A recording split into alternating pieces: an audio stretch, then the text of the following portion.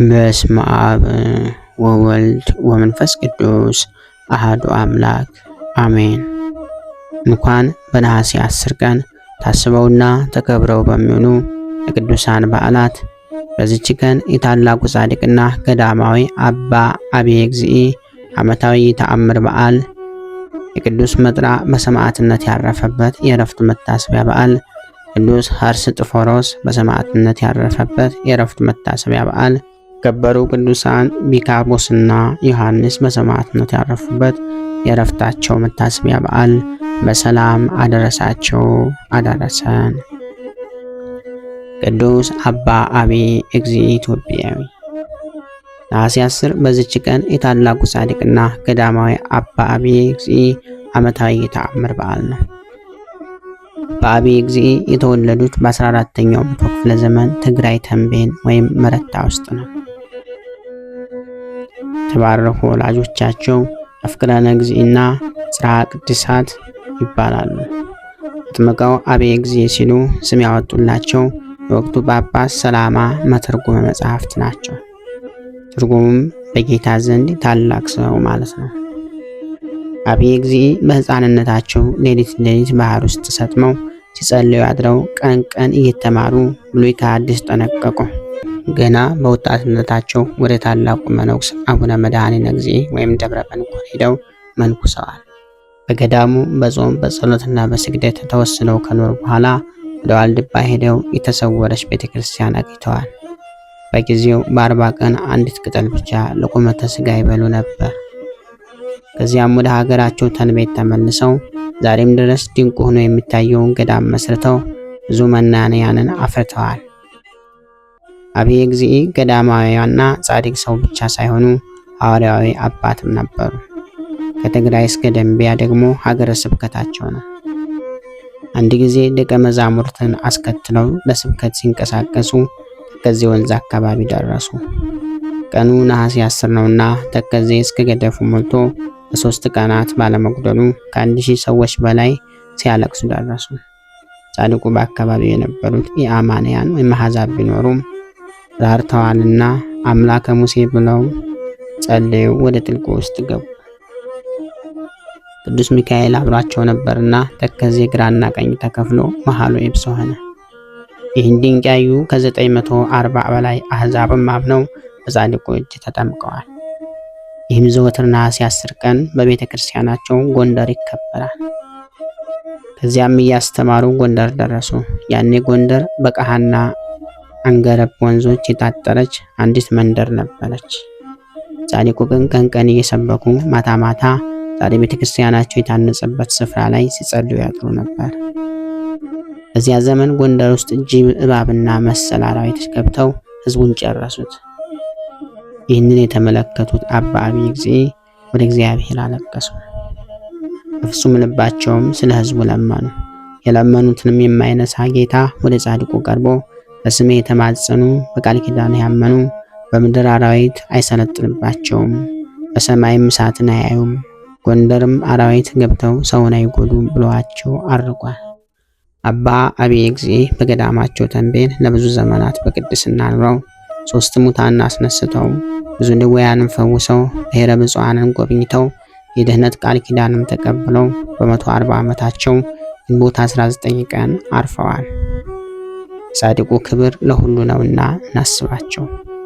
ይህንን ዕለት ባህረ ተከዜን ከፍለው ሕዝቡን ያሻገሩባት አሕዛብንም ያጠመቁባት ናትና በገዳማቸው ጎንደር ውስጥ በሚገኘው ቤተክርስቲያናቸውም ይከበራል።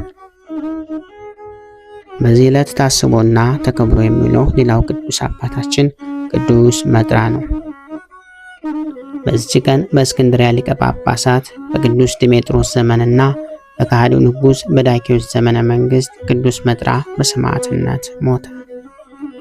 ይህም ቅዱስ የክብር ባለቤት ክርስቶስን ክደው ለጣዖት መስገድን የሚያዝ የንጉሱን ደብዳቤ በሰማ ጊዜ ይህ ቅዱስ ወዲያውኑ ሄዶ ከወርቅ የተሰራ የአጵሎንን ክንድ ሰረቀ። በየጥቂቱም ሰባብሮና ቆራርጦ ለድሆችና ለችግረኞች ሰጣቸው።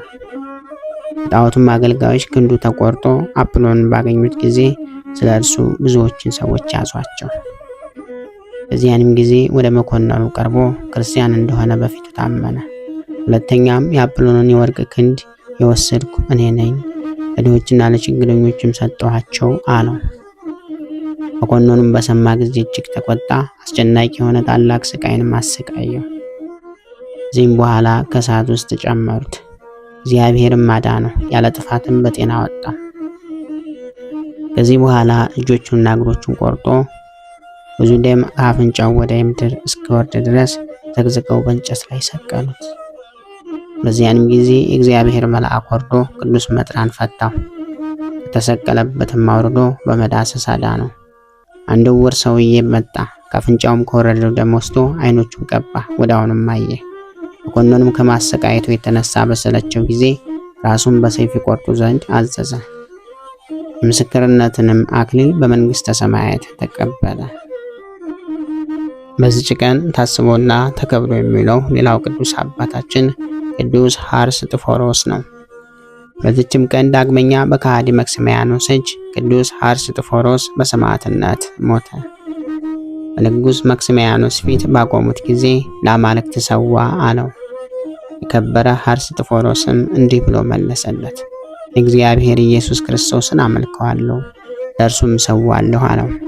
ንጉሡም ተቆጥቶ ሥጋው ተቆራርጦ በምድር ላይ እስኪወርቅ ድረስ በበትር ይደበድቡት ዘንድ አዘዘ። እንዲሁም አደረጉበት። ከዚህም በኋላ ወደ ወህኒ ቤት ጣሉት።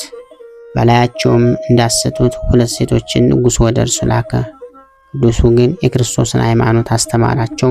የዛሬ የሆነ የዚህንም ዓለም ኃላፊነት አስገነዘባቸው። ወደ መክስሚያኖስም በተመለሱ ጊዜ እንዴት አደረጋችሁ አላቸው። ከእርሱም እንዲህ አሉት፣ በከበረ ሐርስጥፎሮስ አምላክ የክብር ባለቤት በሆነ በክርስቶስ እኛ እናምናለን አሉት። ንጉሡም ሰምቶ አንዲቱን በእንጨት ላይ ሰቅለው እንዲያቃጥሏት፣ ሁለተኛዋንም በአንገቷ ድንጋይ አንጠልጥለው ቁልቁል እንዲሰቅሏት አዘዘና ምስክርነታቸውም እንዲፈጸሙ። ከዚህ በኋላ እንጨቶችን ሰብስበው በማንደጃ ውስጥ አድርገው አነደዱ። የከበረ ሐርስጥፎሮስን እጅና እግሩ እንደታሰረ ከውስጡ ጨመሩት። ያን ጊዜም በስመ አብ ወወልድ ወመንፈስ ቅዱስ አለ። እሳቱ ከቶ ምንም አልነካውም። ሕዝቡም ይህንን አይተው የክብር ባለቤት በሆነ በጌታችን በኢየሱስ ክርስቶስ 10,000 ያህል ሰዎች አምነው በሰማዕትነት ሞቱ። ሁለተኛም የብረት ሰሌዳዎችን በእሳት አግለው አመጡ። ቅዱስንም በላያቸው አስተኙት። ያን ጊዜ ምንም የነካ የለም። ይህንንም ድንቅ ስራ አይተው በክብር ባለቤት ጌታችን ኢየሱስ ክርስቶስ 20,100 ሰዎችና 40 ሕፃናት አምነው ምስክር ሆነው ሞቱ። ንጉሥ መክስሚያኖስም አይቶ እጅግ ተቆጣ። የቅዱስ ሐርስጥፎሮስንም ራስ በሰይፍ ቆርጡ ዘንድ አዘዘ። ከንጉሡም ዘንድ በወጣ ጊዜ ጸሎትን አደረገ። ፊቱንም በመስቀል ምልክት አማተበ። ከዚህ በኋላ ምስክርነቱን ፈጸመ። በዚህ ዕለት ታስበውና ተከብረው የሚውሉ ቅዱሳን አባቶቻችን ቅዱሳን ፊካቦስና ዮሐንስ ናቸው። በዚችም ቀን ስሙናይ ከሚባል ሀገር የከበሩ ፊካሞስና ዮሐንስ ሌሎችም ከእርሳቸው ጋር በሰማዕትነት ሞቱ። ይህም ቅዱስ ፊካሞስ ክርስቲያን ሲሆን በስውር ወታደር ሆነ። አንታያኮስ ለሚባል መኮንንም ስለ ዮሐንስና ስለ ኤጲስቆጶስ አባ ክሎግ በተርሴስ ሀገር ስለ ናህር ስለ አባ ፊልጶስ እነርሱ ክርስቲያኖች እንደሆኑ ነገር ሰሩባቸው። መኮንኑም እነርሱን አቅርቦ እናንተ ክርስቲያኖች ናችሁን አላቸው። እኛ በእውነት ክርስቲያን ነን፣ በሕያው እግዚአብሔር ልጅ በጌታችን በመድኃኒታችን በኢየሱስ ክርስቶስ እናምናለን አሉት። መኮንኑም ይህንን ነገር ትታችሁ ለአማልክት ተሰዉ አላቸው። ቅዱሳኑም እንዲህ ብለው መለሱለት፣ እኛ ስለረከሱና ለተናቁ አማልክት አንሰዋም፣ ሰማይና ምድርን ከፈጠረ ከጌታችን ከኢየሱስ ክርስቶስ በቀር አሉት። መኮንኑም ይህንን ሰምቶ እጅግ ተቆጣ። ምስክርነታቸውን እስከፈጸሙ ድረስ አሰቃያቸው። ቅዱስ ፊካቦስን ግን ካሰቃየው በኋላ አሰረውና ከመንኮራኩር ውስጥ ጨመረው፣ ዘቅዝቆም ሰቀለው፣ ሕዋሳቱንም ቆራረጠው። ጌታችን መድኃኒታችን ኢየሱስ ክርስቶስን ያስታግሰውና ያብረታው ነበር። ያለ ጉዳትም ጤናማ አድርጎ አስነሳው። ከዚህም በኋላ በርሙን ወደሚባል ሀገር ከብዙዎች ሰማዕታት ጋር ላከው። በመርከቡም ውስጥ እህልና ውሃ ሳይቀምሱ 26 ቀኖች ኖሩ። በርሙን ወደሚባል ሀገርም በደረሱ ጊዜ ጽኑ ስቃይን አሰቃይተው በምሳር ቆረጡት። የምስክርነቱንም ተጋድሎ ፈጸመ። መንግሥተ ሰማያትም አክሊልንም ተቀበለ። ከሀገረ በርሙ ሽማምንቶችም አንድ ባለጸጋ ሰው መጥቶ የቅዱስ ፒካሞስን ስጋ ወስዶ በአማሩ ልብሶች ገንዘው ወደ ሀገሩ ስሙናይም ላከው። በመከራው ወራት ቁጥር የሌላቸው ብዙዎች ሰዎች በሰማዕትነት ሞቱ።